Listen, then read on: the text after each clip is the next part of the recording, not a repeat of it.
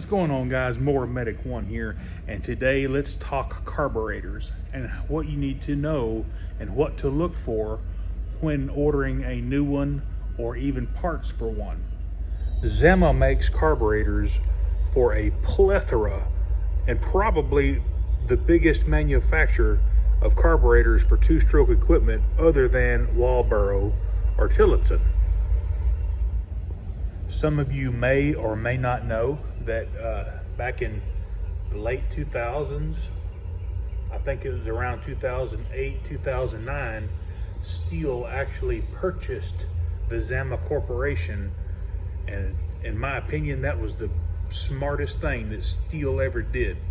It basically made the price of their equipment less, and over-the-counter parts for carburetors, prices just plummeted. You could get an FS45 carburetor, factory steel carburetor, for like 19 or 20 bucks. However, what I'm fixing to show you is where the model number and the spec number that you need to order parts or buy a new carburetor. Now, you can go to your trimmer manufacturer and look up the part number that way, but it's going to be through the manufacturer, and the price of the carburetor is always going to be more the factory Zama carburetor from, say, Stens or Rotary or places like that, or even your lawnmower shop may have an avenue to get just carburetors from Zama, straight from the factory. All Zama carburetors have the model number embossed or molded into the carburetor body. So the first set of numbers you're going to need is that C1 series number or the C number. They make different ones. This one just happens to be a C1M. This one happens to be a C1Q, which is a very popular carburetor model. Here's another C1Q.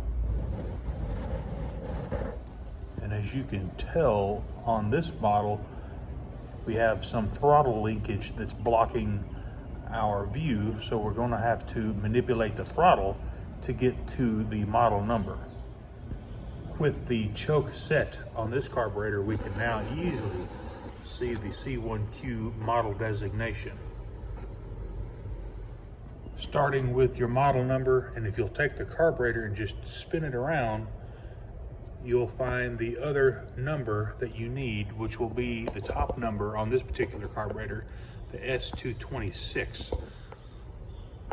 So you have a C1M S226, and that is the number that you would use to find parts or replace this carburetor. Here is a C1Q with the S111 OC spec designation.